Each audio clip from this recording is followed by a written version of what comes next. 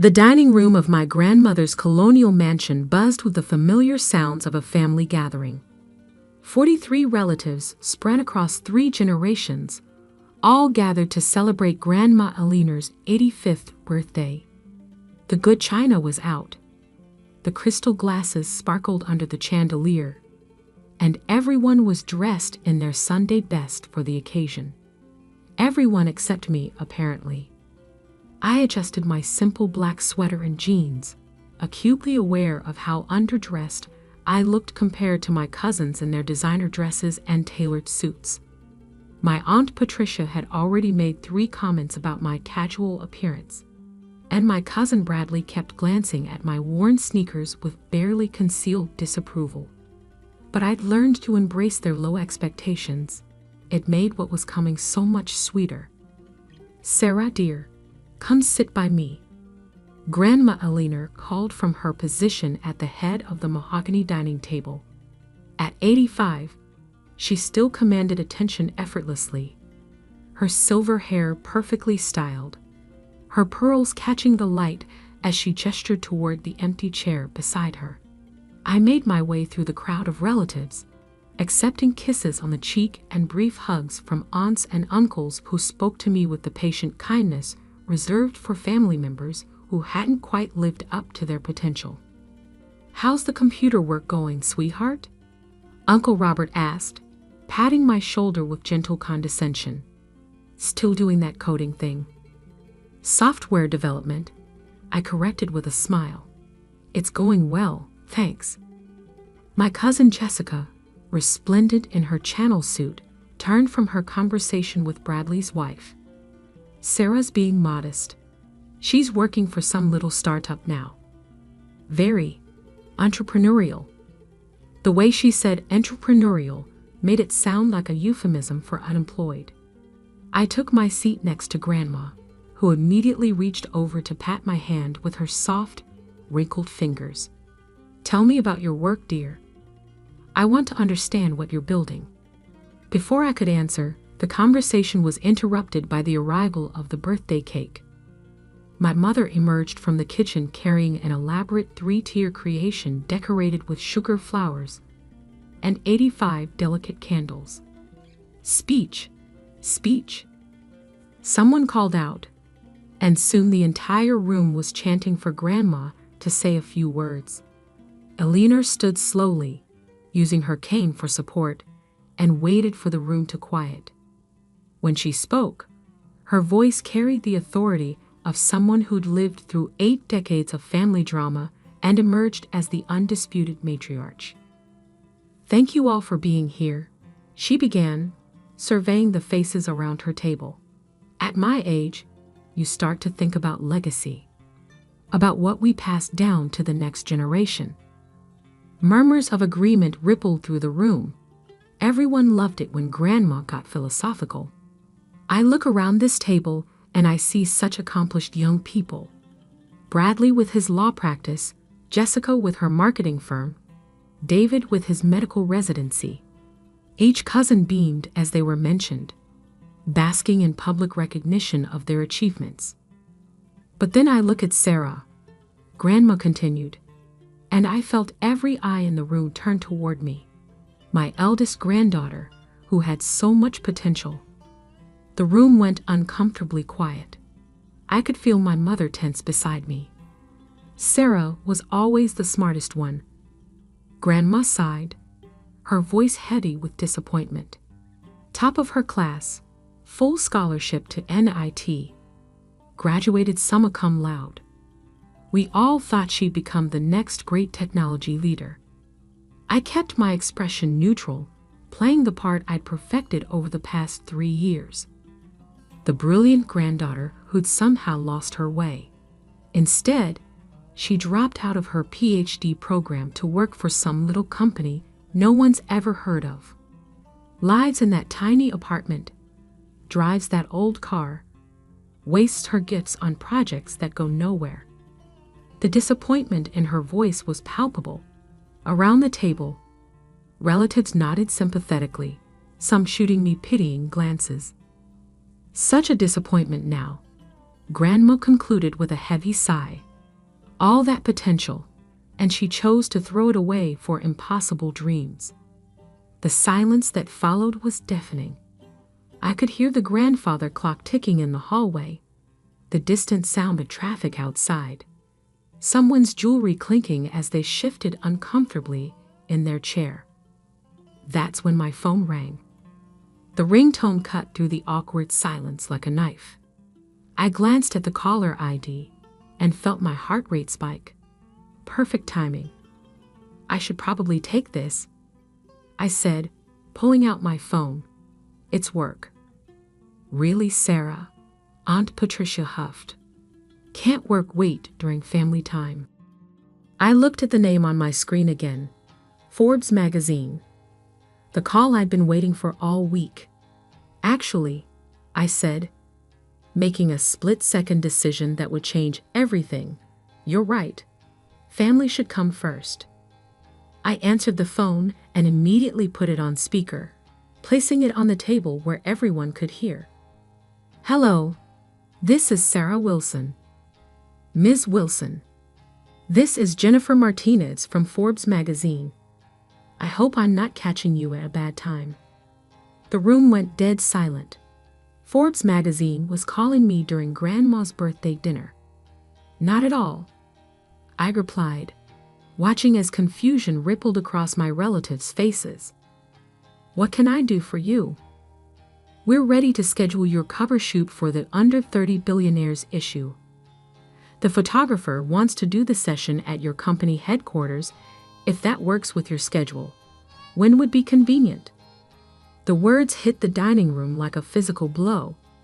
I watched as jaws dropped. Wine glasses froze halfway to lips, and my grandmother's eyes widened to the size of dinner plates. Under 30 billionaires.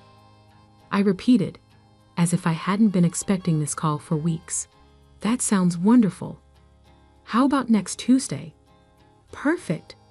And congratulations again on Quantum Dynamics acquisition. $12 billion at age 28. You've made history as the youngest tech entrepreneur to build and sell a company for that amount. Bradley's fork clattered against his plate. Jessica's hand flew to her throat. My mother looked like she might faint. We're particularly excited to feature your AI breakthrough in autonomous systems. Our tech editor says your innovation could revolutionize transportation, manufacturing, and defense industries.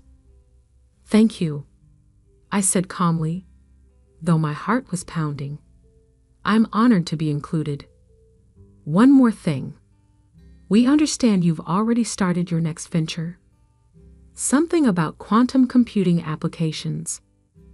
I glanced around the table at my family's stunned faces. Quantum fusion industries, yes. We're developing quantum processors for artificial intelligence applications. Should be announcing our series of funding round next month. Fantastic. Our readers love following serial entrepreneurs. Oh, and Ms. Wilson? The President's Science Advisory Council reached out about your availability for a consultation next month. Should I have them contact your assistant directly? That would be perfect, I replied. Thank you for calling, Jennifer. Thank you, Ms. Wilson. We'll see you Tuesday for the cover shoot. I ended the call and set my phone back on the table. The silence that followed was absolute. Grandma Alina stared at me like I'd grown a second head. Sarah, what just happened? I took a sip of water, buying myself a moment to savor the complete shock on every face around the table. Forbes is doing a cover story on young entrepreneurs, I said simply. They want to feature Quantum Dynamics acquisition and my new company. $12 billion? Uncle Robert's voice cracked. You sold a company for $12 billion? I nodded. The acquisition closed last month. Meridian Corporation wanted our AI technology for their autonomous vehicle division. But my cousin David stammered. But you work for a startup. You said you were just doing software development. I smiled. I am doing software development for my own company. Quantum Dynamics was my startup. I founded it 3 years ago, right after I left MIT. 3 years ago, my mother whispered, when we thought you were struggling, when we were worried about you living in that tiny apartment. The apartment is temporary, I explained. I've been reinvesting everything back into research and development. It's amazing how much you can accomplish when you're not worried about impressing people with expensive things. Grandma Alina leaned forward, her disappointment replaced by sharp curiosity. Sarah, explain this to me slowly. You built a company worth $12 billion. Not just built it, Grandma. I built it while you all thought I was failing. I pulled out my phone and opened the Forbes website, scrolling to the preliminary article that had been posted that morning. Here's the announcement story. MIT dropout becomes youngest female tech billionaire. I handed the phone to Grandma, who put on her reading glasses and studied the screen carefully. As she read, her expression transformed from confusion to amazement to something approaching awe. Wilson's breakthrough in autonomous AI systems represents a fundamental shift in how machines process and respond to complex environmental data, she read aloud. Her technology could make self-driving cars, automated manufacturing, and intelligent defense systems safer and more efficient than previously thought possible. She looked up at me, then back at the phone. Wilson maintains a low public profile, preferring to focus on research and development rather than publicity.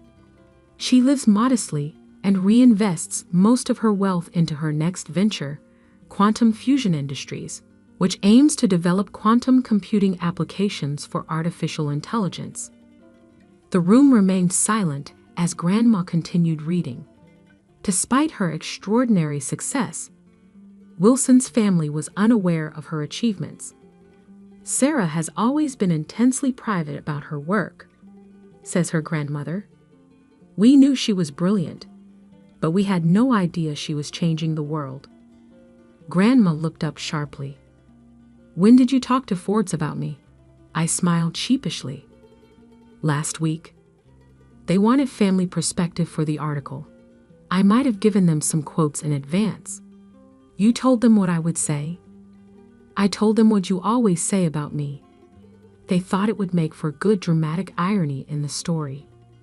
Jessica finally found her voice.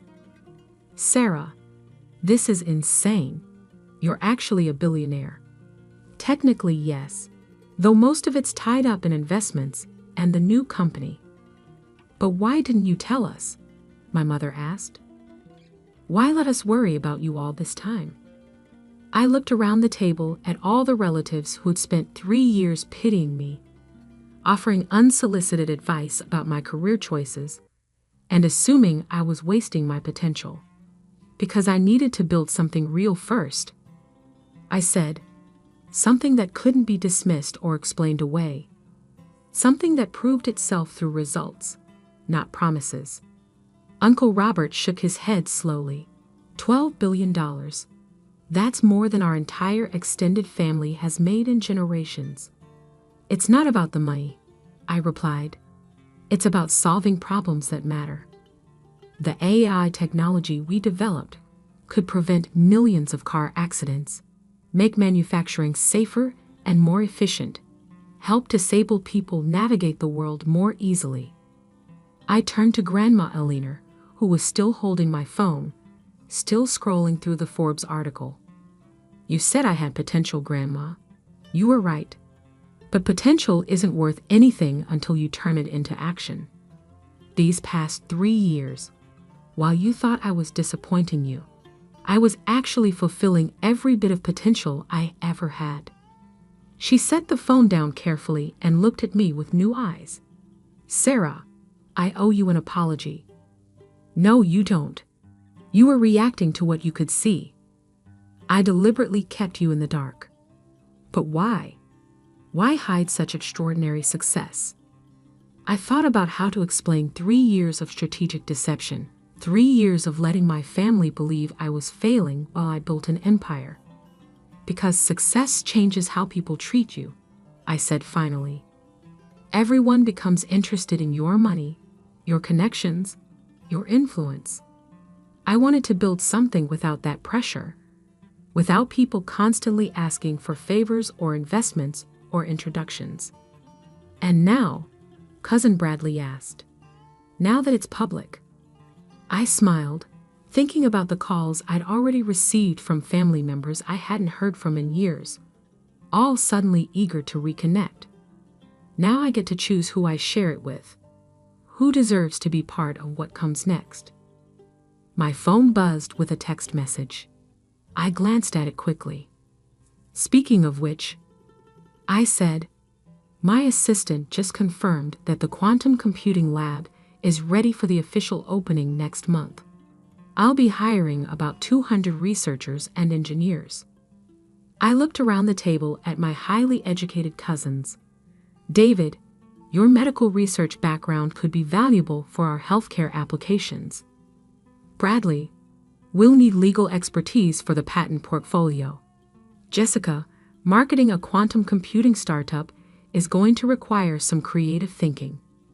Their eyes lit up as they realized I was offering them opportunities to be part of something revolutionary. But I added, anyone who wants to join has to understand something. This isn't about family connections or doing me favors. I only hire the best. You'd have to earn your positions just like everyone else. The rest of the evening transformed completely. Instead of relatives offering me career advice, I found myself explaining quantum computing applications and artificial intelligence ethics to fascinated audiences. Instead of pitying glances, I received looks of respect and curiosity. But the most important moment came when Grandma Alina pulled me aside as the party was winding down. Sarah, she said, taking my hands in hers, I said some terrible things tonight. About your potential being wasted, about you being a disappointment. Grandma, you were just. No, she interrupted firmly. I was wrong. Completely, utterly wrong. You didn't waste your potential. You invested it. You took everything we gave you. The education, the intelligence, the family support, and you built something extraordinary. She squeezed my hands tighter. I'm proud of you. Not because you made money, but because you made choices that matter. Because you solved problems that will help people. Because you had the courage to build something the world needed, even when we didn't understand what you were doing. I felt tears prick at my eyes. For all my success, for all my wealth and recognition, hearing those words from my grandmother meant more than any Forbes cover story. There's one more thing, I said, pulling out an envelope from my purse. Your birthday present. She opened it carefully, revealing a deed to a small research facility. The Eleanor Wilson Institute for Advanced Computing, she read aloud. What is this? It's a research foundation focused on using AI technology to solve age-related medical problems. Alzheimer's research, mobility assistance, cognitive enhancement. I'd endowed it with $50 million to start. Grandma stared at the document, then at me. You named it after me? You always said I had potential. This is potential realized in your honor. She wrapped me in a hug that felt different from any we'd shared before. Not the sympathetic embrace of someone comforting a struggling granddaughter, but the fierce pride of someone celebrating a true achievement. As I drove home that night in my deliberately modest Toyota, I reflected on the evening's transformation. The same relatives who'd spent dinner pitying my wasted potential were now texting me their resumes and business plans. But Grandma's reaction mattered most. She'd gone from disappointment to pride, from worry to wonder. She'd seen past the money to understand what I'd really built. Technology that could change lives. A company that could solve meaningful problems. a legacy that would outlast any fortune. My phone buzzed with one final text of the night. From Grandma. Sarah, I've been thinking about what you said, about potential and action. I want you to know that you didn't just fulfill your potential tonight. You redefined what potential means. Love, your very proud grandmother. I smiled, thinking about quantum computers and artificial intelligence and all the problems left to solve. The Forbes cover story would bring attention, investment opportunities, and partnership offers. But tonight had brought something more valuable. The moment when my family finally saw me for who I'd become, rather than who they thought I should be. Sometimes the greatest success isn't in what you build, it's in who you become while building it.